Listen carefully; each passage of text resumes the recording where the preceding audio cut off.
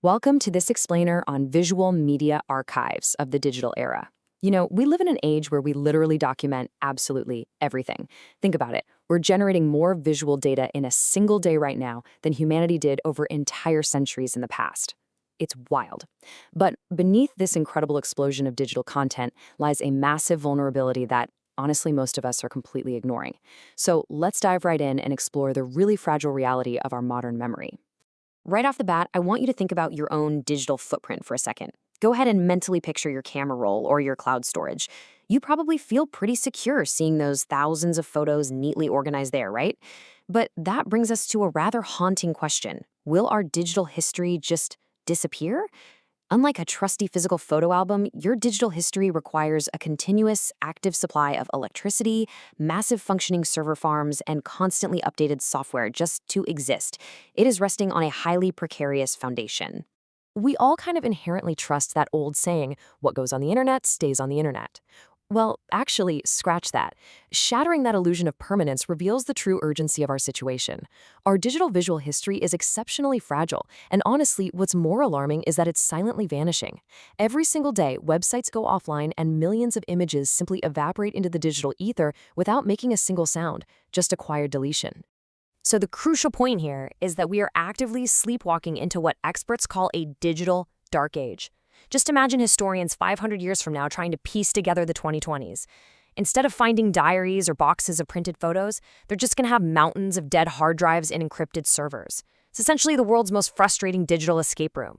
A digital dark age isn't about a lack of information. It's an overabundance of information completely locked away because we simply forgot how to read our own files. And this brilliantly illustrates the whole macro-archival problem we're facing. See, while physical film fades predictably over centuries, digital files suffer from catastrophic, invisible, and instant binary failure. If you find an old physical film reel in your attic, sure, the colors might be shifted, but hold it up to a light bulb and you can still squint and see the image. You get a warning. Digital media, on the other hand, operates on a knife's edge. A single flipped bit, you don't get a faded image, you get a corrupted error message. It's a complete binary catastrophe. It's either perfectly intact or it is completely gone. Let's take a quick trip down memory lane to see how this builds into a really fast-paced technical challenge, because the graveyard of visual media storage formats is absolutely unforgiving. If you saved digital arts on a floppy disk in the 1980s, you likely can't even find a machine to plug it into today. In the 90s, we were promised CD-ROMs would last a lifetime, but archivists are now battling something called laser rot, where the reflective layer literally peels away. The 2000s gave us those incredibly noisy, clicking external hard drives, and today, cloud storage introduces a whole new set of vulnerabilities. Just look at MySpace, which accidentally lost 12 years of user-uploaded music and photos during a single server migration. We are constantly, exhaustingly outrunning the decay of our own storage formats. Now, what's really fascinating here is understanding that it's not just the physical drives breaking down. No, it's the invisible threat of format obsolescence locking us out of our own history. You could have a pristine hard drive from 20 years ago where the hardware works beautifully, but if those video files were created using proprietary software that went bankrupt 15 years ago, you're out of luck. The key to the lock is gone forever. Think about early Adobe Flash files or Real Player videos. It requires serious digital archaeology just to decode the ancient language those files were written in. Furthermore, the visual media we link to online is constantly deteriorating through something called link rot. This means the digital references we rely on today might point to absolutely nowhere tomorrow. We've all experienced this, right? You click a bookmark to an incredible article or video you saved years ago, and boom, you get the dreaded 404 error. The web is not a static library.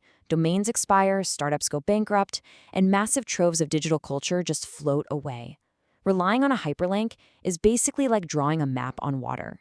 Okay, so how do we fix this? To solve this Herculean challenge, digital archivists, who are basically our modern-day cultural first responders, use a highly specialized, rigorous workflow. First up, they identify the fragile artifacts, hunting down those decaying hard drives. Step 2 is safely extracting the binary data using these crazy, vintage, Frankenstein-esque hardware setups. Step 3 is absolutely crucial, migrating that data out of dead, proprietary formats and to open-source formats.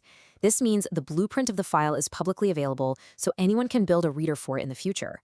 And finally, emulation, which involves programming modern computers to pretend to be old ones just so we can run that legacy software. This matters deeply, Without these incredibly complex digital archiving techniques, the whole vibrant visual culture of our modern era, it's simply going to cease to exist for future generations. And what you should take away from this is that it's not just about museums, it's about safeguarding your own personal digital memories too. By overcoming these systemic hardware vulnerabilities, we are actively preventing a catastrophic historical gap. We owe it to the future to ensure they can actually see how we lived and the stories we told, rather than just inheriting a giant pile of unreadable plastic and silicon. There's this quote that perfectly captures our inspiring but urgent mission. The digital visual content we assume will last forever requires Herculean, continuous intervention just to survive the decade. I really want you to let that sink in for a moment. Continuous intervention. In the physical world, you preserve a book by putting it in a cool, dry place and basically leaving it alone. But in the digital world, leaving it alone is literally a death sentence. Digital preservation is an active verb. To keep visual media alive, we have to actively nurture it, copy it, and migrate it over and over again. As we wrap up this explainer, I leave you with one final, kind of provocative thought regarding the fragility of the very photos and videos you captured today. Think about that massive folder of family photos sitting on your laptop right now. What is your actual plan for them? Will they survive your next hardware upgrade, let alone the next decade?